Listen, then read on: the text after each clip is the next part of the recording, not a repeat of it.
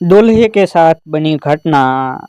सुहाग सेज पर लाज से सिकुड़ी सिमटी बैठी दुल्हन का घूमट उठाते ही क्षितिज का दिल धक से रह गया। अरे ये तो वही है, विजय की प्रेमिका। ये कैसी गलती हो गई उससे।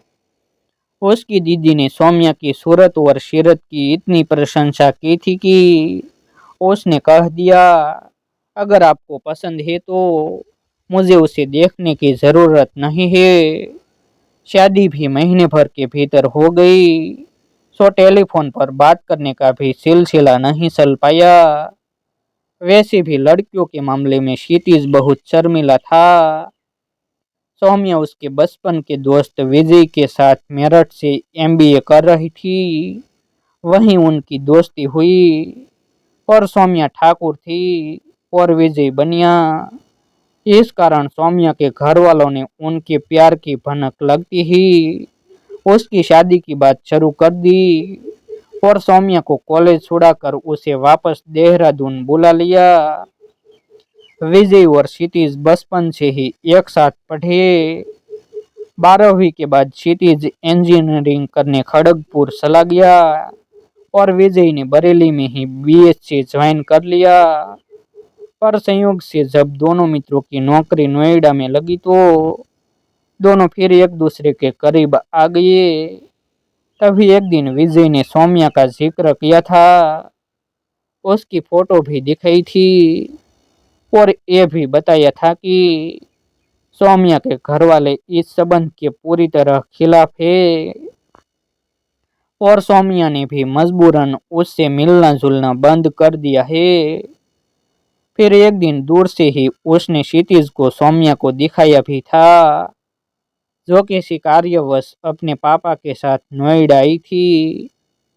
फिर अचानक एक दिन विजय ने सूचना दी कि उसने बेंगलोर की कंपनी ज्वाइन कर ली है, ताकि दूर जाकर नए माहौल में वो सौम्या को भूल सके। इधर उसकी दीदी को फैजाबाद में अपनी सहेली की मौसेरी बहन बहुत पसंद आ गई, जो छुट्टियों में अपनी बहन के यहाँ आई थी। और आनन फानन में उसका भी शर्ट मंगनी पट ब्याह हो गया। विजय ने छुट्टी न मिलने की असमर्थता जताई थी। अपने खूबसूरत जीवन साथी की रंगीन कल्पना में विजय की प्रिया सौम्या का नाम क्षितिज के जहन से ही निकल गया था। फिर वैसे भी सौम्या का घर का नाम गुड्डी था, अतः दीदी भी यही नाम लेती थी।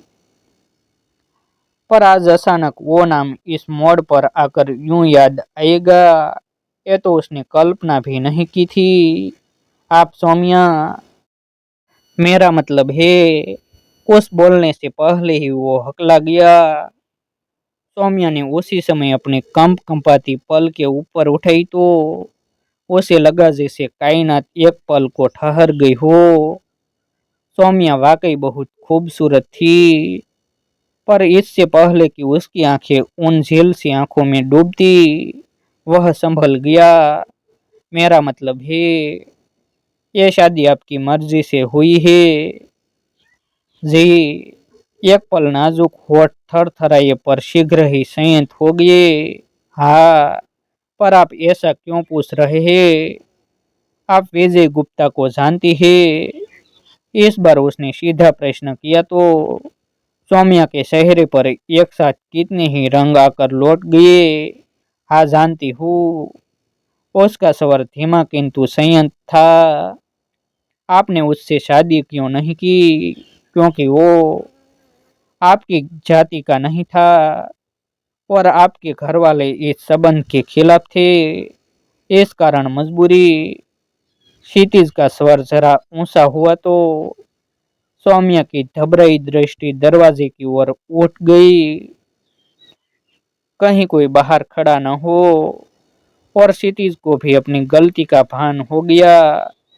जी आपने ठीक समझा, पर मजबूरी में नहीं।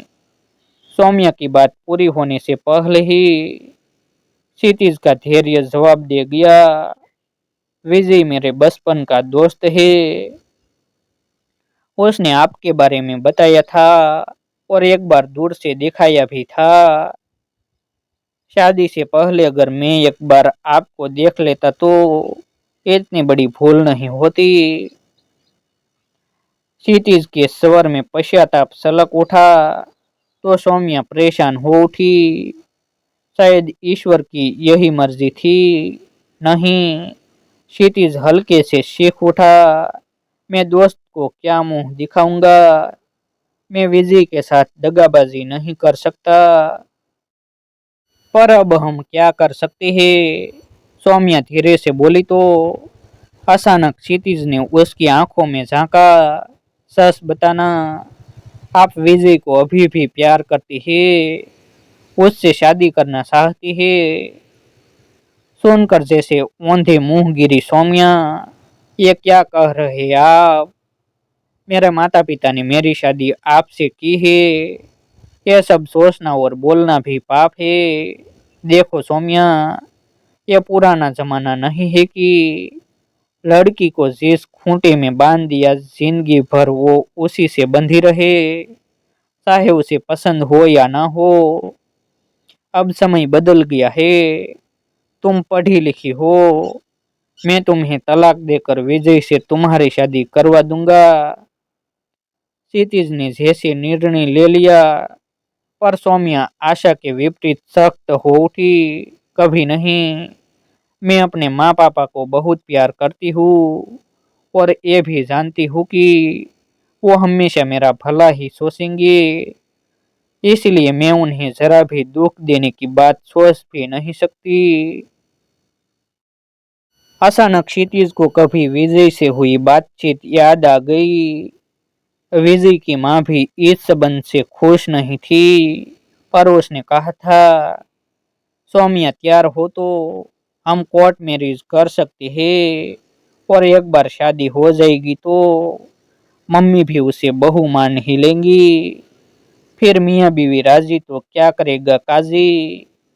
कहकर वो हंस दिया था। कितना अंतर था दोनों की विचारधारा में, या शायद संस्कारों में। जहाँ सौम्या अपने माँ बाप को दुख पहुंचाने की बात सोच भी नहीं सकती, वहाँ विजय सिर्फ अपनी खुशी देख रहा था। वह सौम्या की साफ गोई से भी प्रभावित हुआ था। कितना अंतर था दोनों की विचारधारा में, या शायद संस्कारों में। जहाँ सौम्या अपने माँ बाप को दुख पहुंचाने की बात सोच भी नहीं सकती, वहाँ विजय सिर्फ अपनी खुशी देख रहा था। वह सौम्या की साफ गोई से भी प्रभावित हुआ था। हम कल इस बारे में बात करेंगे। बहुत थक गया हूँ, तुम भी सो जाओ। कहकर क्षितिज वहीं पड़े दीवान पर पसर गया और सौम्या चुपचाप पलंग पर लेट गई, जहां उसके सपनों की तरह फूल भी मुरझाने लगे थे। दूसरे दिन घर में सब लोग उन दोनों से सुहलबाजी करते रहे, पर किसी को असलियत की भनक भी नहीं थी। रात में कमरे में पहुंचते ही क्षितिज ने दीवान पर ही तकिया रख लिया। सौम्या, मुझे कुछ समय दो, तब तक बेहतर है हम अलग रहे। घर से मेहमान विदा होते ही उसने सबसे पहले विजय को फोन किया। अरे, तुझे अपनी नई नवेली से इतनी फुर्सत मिल गई कि तू अभी से मुझे फोन कर रहा है। विजय ने हंसते हुए पूछा। हाँ, और ये तो बता, भाभी कैसी है। तेरे सपनों की चौखट में तो फिट बैठी ना। डेटिंग के इस युग में तूने बिना देखे शादी कर ली। वह बहुत खूबसूरत है, मेरी कल्पना से भी परे। क्षितिज की आवाज में संजीदगी थी। जैसे महसूस कर विजय बेचैन हो उठा। तो फिर क्या हुआ। क्या उसका कहीं इश्क बिश्क। जानते हो विजय, जब मैंने उसका घूमट हटाया तो वो चेहरा कौन सा था। पहली मत बुझा, साफ बता। विजय थोड़ा उकता गया। सौम्या का। क्षितिज का स्वर बर्फ सा ठंडा था। पर विजय का पाव जैसे अंगारे पर पड़ गया। ये क्या मजाक है। मजाक नहीं, यही सच्चाई है, और मैंने तुमसे यही पूछने के लिए फोन किया है कि आगे मैं क्या करूं। मैंने उसकी उंगली तक नहीं छुई है। मतलब क्षितिज, इतना ही कह पाया विजय। इस अप्रत्याशित स्थिति की तो उसने भी कल्पना नहीं की थी। विजय, तू कहे तो मैं उसे तलाक देकर उसकी शादी तुझसे करवा देता हूँ, पर उसके घर वाले।